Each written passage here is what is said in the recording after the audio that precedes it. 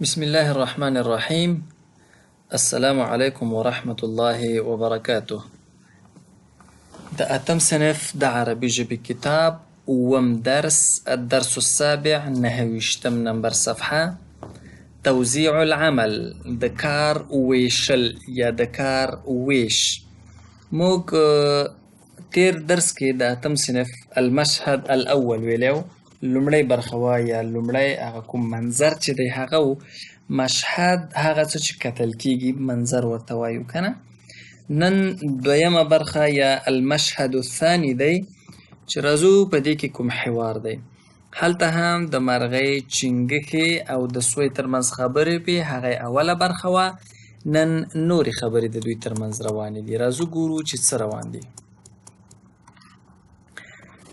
قال العصفور، مرغۍ وویل، یا اصدقاء، ای ملګرو، ما رأیکم، ستاسې څه نظر دی، فی ان نوزع، چې وویشو، یعنې ستا نظر څه دی په دې کې، فی په ان نوزع چې وویشو، العمل کار، بیننا زمونږ په منځ کې، لکه انګلیش کې وایو between us، زموږ په منځ کې، بیننا. ځکه مخکې دوی ملګرتیا کړې وه که نه، چې ټولو ویلي چې راځئ چې ملګرتیا وکړو سره. ملګرتیا یې شوه، نو یو ځای به ګډ ژوند کوي، اوس کار سره ویشي. قالت الارنب، سوی یا سویکې وویل، هذا کلام صحیح، دا ښه خبره ده، دا سمه خبره ده، دا درسته خبره ده. قالت الضفدعة، چنګښې وویل، هذا کلام طیب، دا ښه خبره ده. قال العصفور، مرغۍ وویل، کل واحد، هر یو، یقوم کوي به، بعمل هغه کار، یقدر علیه چې وسه یې رسیږي، چې کولی شي. قالت كل واحد يقوم بعمل يقدر عليه، هر څوک به هغه کار کوي چې په وسه پوره یا یې کولی شي. قالت الضفدعة، چنګښې وویل، یا عصفور، ای مرغۍ، وزع، امر دی که نه، وزع وویشه، العمل کار، بیننا زموږ ترمنځ.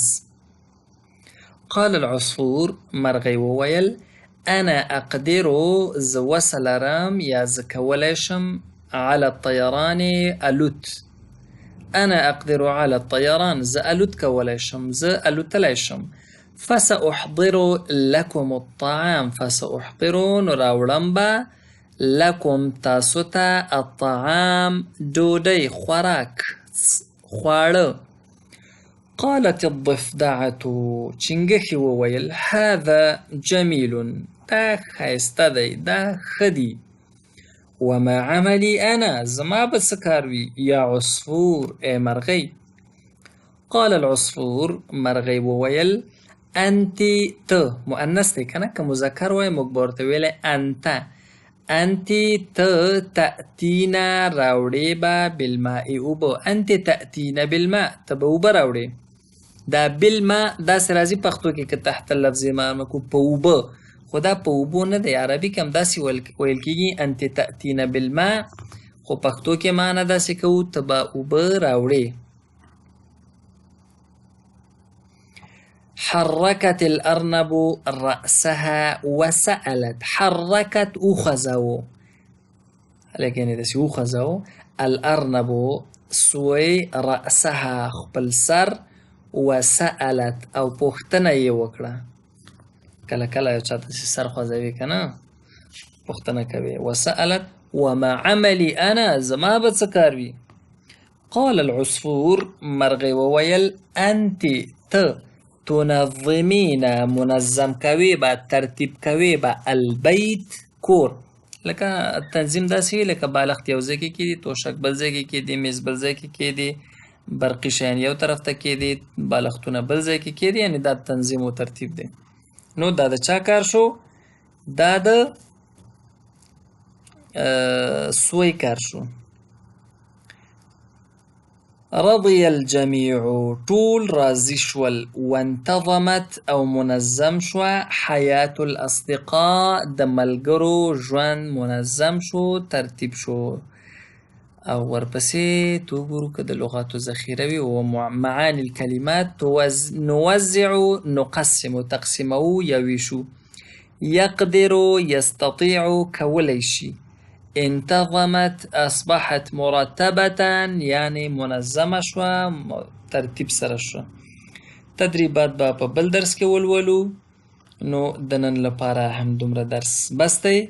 ونلتقي إن شاء الله في الدرس المقبل وإلى اللقاء القادم. أستودعكم الله والسلام عليكم ورحمة الله وبركاته.